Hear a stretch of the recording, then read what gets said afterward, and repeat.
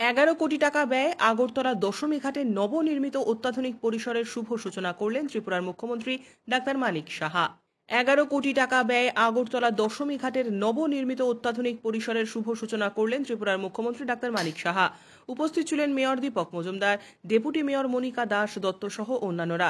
মুখ্যমন্ত্রী বলেন, বিগত দিনে দেবদেবীদের মূর্তি বিসর্জনে আগরতলা শহরবাসী নানা প্রতিকূলতার সম্মুখীন হতো। অনেক দিন ধরে ত্রিপুরা বিজেপি সরকারের প্রয়াস ছিল এই সমস্যার একটি স্থায়ী সমাধানের। অবশেষে সেই শুভক্ষণের সাক্ষী হতে পেরে মুখ্যমন্ত্রী ডাক্তার মানিক সাহা অত্যন্ত আনন্দিত বোধ করছেন বলে জানালেন।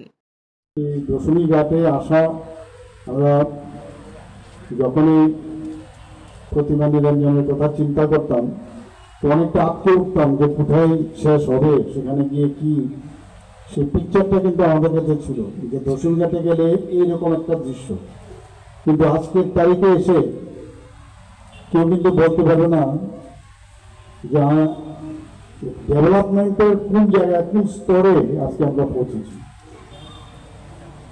আমাদের ডাবল ইঞ্জিনের সরকার আমাদের সবসময় বলা হয়, মাননীয় প্রধানমন্ত্রীজি বারবার বলছেন যে মানুষের স্বার্থে আমাদের কাজ করতে হবে, মানুষের সুখ সুবিধা, এবং এর জন্য আমরা সবাই জনপ্রতিনিধি, আমাদের সরকার, এবং সেই দিশায় কিন্তু আমরা কাজ করছি।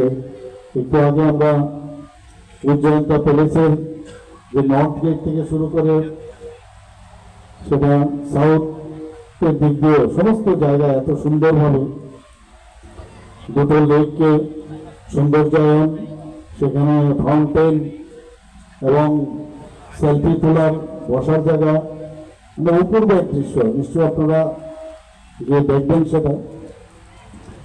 এবং সেখান থেকে আসার পর আজকে এখানে এলাম, যে এখানে প্রতিদিনই খেলে আমরা যে আমাদের যে মানব দর্শন আমরা পেয়েছি সেই বিষয়ে ডেভেলপমেন্ট ছাড়া আমাদের কাছে কিছু নেই, সেই কাজটা আমরা করছি। এখানে এই রিভারফ্রন্ট ডেভেলপমেন্টের প্রজেক্টে কত যে আমাদের সুবিধা, যে এই যে বাঁধের কারণে, যে বাঁধের এখানে বহু পুরনো বাঁধ কিন্তু ছিল মাটির দিয়ে তৈরি, এবং অনেকটা ভঙ্গুর অবস্থায় ছিল অনেক জায়গায়। আমরা খুব আতঙ্কে থাকতাম যখন এবারও বন্যায় যে মানে জলের যে বৃষ্টিপাত আমরা দেখেছি, এতে করে আমরা কিন্তু খুব শঙ্কিত ছিলাম কি হবে। তো সেই জায়গায় এই ধরনের যখন প্রজেক্ট এখানে আজকে এখানে উদ্বোধন হলো, তাতে করে আমাদের যে বন্যায় ক্ষয় প্রতিরোধ সেটা কম মানে আমরা করতে পারবো, এবং এই নদীর বাঁধটিও কিন্তু অনেক শক্তিশালী হবে। এটা কিন্তু অনেক, আপনারা নিজেরাও দেখেছেন যে কত চওড়া হয়ে গেছে বাঁধটা, এবং যেভাবে এটাকে তৈরি করা হয়েছে আপনারা নিজেও দেখেছেন, অনেক স্ট্রং। যে এটা খুব মানে আগের মতো যেমন বাঁধটা যেমন ছিল সেরকম না।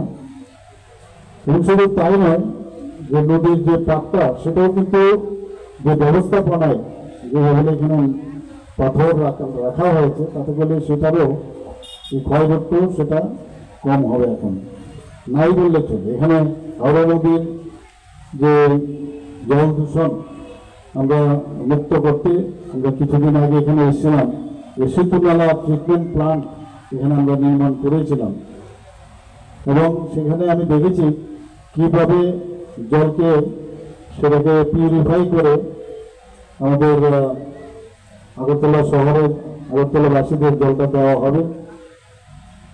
আমরা জানি যে এই যে হাওড়া নদী, এটা কিন্তু আমাদের বলা যায় যে প্রাণ কেন্দ্রে দিয়ে প্রবাহিত হয়, মানে আগরতলা শহরের প্রাণ কেন্দ্র দিয়ে প্রবাহিত হয়, এবং এর থেকে কিন্তু আমাদের পরিশ্রিত পানীয় জল এর থেকে কিন্তু আমরা পাই। একটা সময় ছিল এই পরিশ্রিত পানীয় জল যখন কলেজ থেকে কলেজের এখান থেকে ট্রিটমেন্ট করে জল দিত, তখন আমাদের 3 তলা বাড়িতে কিন্তু জল এমনিতে চলে আসতো, আর আস্তে আস্তে করে 2 তলা, তারপরে গ্রাউন্ড, এখন তো মাটির নিচেও জল আসে না, তো মোটর চালিয়ে তারপরে উপরে ট্যাঙ্কি করে ডিমান্ড বেড়ে গেছে, কিন্তু জল সাপ্লাই অনেকটা কমে গেছে। তো সেই দিকে আমাদের এখন নতুন ভাবে চিন্তা ভাবনা হচ্ছে যে কিভাবে পরিশ্রুত পানীয় জল শুধু নদীর উপর ভিত্তি করলেই হবে না, অন্যান্য যেসব রিসোর্স সেই রিসোর্সের মাধ্যমে বিভিন্ন প্রকল্প আমরা হাতে নিয়েছি। এই নদীতে যেটা একটু বলা হলো, প্রতিমা নিরঞ্জন থেকে শুরু করে এখানে বিভিন্ন ধর্মীয় যে আচার আচরণ, সেটাও কিন্তু এই আমাদের হাওড়া নদীর উপর আমাদের করতে হয়। এটাকে পিওর রাখা, এটাকে যাতে কোনো অবস্থায় নোংরা না করা হয়, ইমপিওর না করা হয়, পলিউটেড না করা হয়, তার জন্য আমাদের সবাই এদিকে নজর রাখতে হবে। এখানে নদীর বেশিরভাগ অংশেই আমরা কঠিন ও তরল গত পদার্থ আমরা দেখতে পাই, আমরা নিজেরাও দেখি, এতে করে দূষিত হয়। তো এলাকাবাসীকে আমি বলবো সেদিকে নজর রাখা। সরকার এগুলো করবে, কিন্তু সরকারের সাথে সাথে যারা স্থানীয় বাসিন্দারা আছে তারাও সেই দায়িত্ব তারা নিতে হবে।